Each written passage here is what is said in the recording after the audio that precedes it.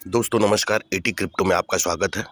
दोस्तों सबसे पहले मैं ये बता दूं कि मैं कोई फाइनेंशियल एडवाइज़र नहीं हूं कि कृपया क्रिप्टो में सलाह से पहले अपने फाइनेंशियल एडवाइज़र से सलाह ज़रूर लें तभी निवेश करें। दोस्तों आज 2-3 अपडेट हैं, आज 22 जुलाई 2026 है। आज 2-3 अपडेट आए हैं, इन अपडेट से आप लोगों को रूबरू कराना बहुत ज़रूरी है। दोस्तों कि जैसा कि पहले मैंने आपको बताया था एक वीडियो के माध्यम से कि डाउ की प्रस्ताव संख्या 12 जिसमें LGNS prize project protection fund की स्थापना का प्रस्ताव था, वो प्रस्ताव पास हो गया था, जिसे दोस्तों अब एलजीएनएस के प्राइस प्रोटेक्शन फंड को अब इसे लागू कर दिया गया है। और जैसा कि मैंने बताया था आपको कि इस फंड का उपयोग केवल और केवल सिर्फ एलजीएनएस के प्राइस कंट्रोल के लिए ही होगा। तो ये लागू हो गया है। अच्छी खुशखबरी ये है कि अब प्राइस की स्टेबिलिटी पे कुछ ना कुछ असर ज़रूर पड़ेगा और हमें ऐसा लगता है कि भविष्य में अब एलजीएनएस के प्राइस में उतार-चढ़ाव की संभावना कुछ हद तक कम होगी। दोस्तों इसके अलावा ये पूरी तरह पारदर्शी है।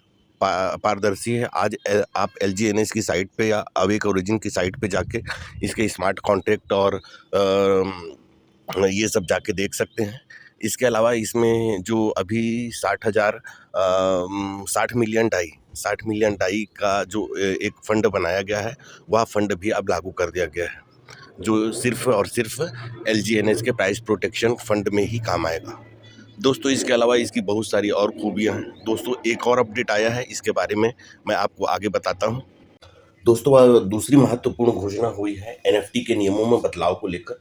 दोस्तों कि जैसा कि पहले जानते हैं आप लोग कि एनएफटी प्राप्त करने के लिए हमारे पास 10,000 एलजीएनएस होना चाहिए, तो हमें एक एनएफटी प्राप्त होती थी, जिसके द्वारा हम डाउ इनकम ले सकते थे या हमें वोटिंग का अधिकार प्राप्त था। ये व्यवस्था पहले की गई थी। दोस्तों अब इस एनएफटी को प्राप्त करने के नियमों में बदलाव किया गया है और ये हमारे लिए बहुत महत्वपूर्ण है।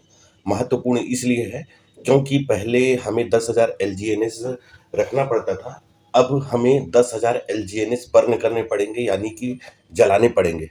और हमें जलाने से डिमांड और सप्लाई का जो गेम वो जानते हैं, जिससे कि सप्लाई कम होगी और डिमांड बढ़ेगी, जिससे कि एलजीएनएस की प्राइस पे इफेक्ट पड़ सकता है। इसके अलावा इफेक्ट पड़ सकता है, इसके अलावा इसके प्राइस में स्थिरता आ सकती है। तो दोस्तों कि जैसा कि आप देख रहे हैं, ये दोनों बदलाव एलजीएनएस की प्राइस को स्थिर करने के लिए और इसकी प्राइस को बढ़ाने के लिए लगातार अवेक ओरिजिन द्वारा इसके लिए प्रयास किए जा रहे हैं। दोस्तों ये जो व्यवस्था है एनएफटी की नई व्यवस्था कल यानी कि 23 जुलाई सिंगापुर टाइम 12 बजे से ये लागू हो जाएगी। इसके बाद एनएफटी प्राप्त करने के लिए आपको 10,000 एलजीएनएस को बर्न करना ही पड़ेगा। दोस्तों ये थी आज की दूसरी न्यूज़। होप ये दोनों न्यूज़ आप लोग को बहुत अच्छी लगी होगी। यदि अच्छी लगी हो तो अपने दोस्तों को शेयर करिए, लाइक और सब्सक्राइब ज़रूर करिए। बहुत बहुत धन्यवाद। जय हिंद, जय भारत।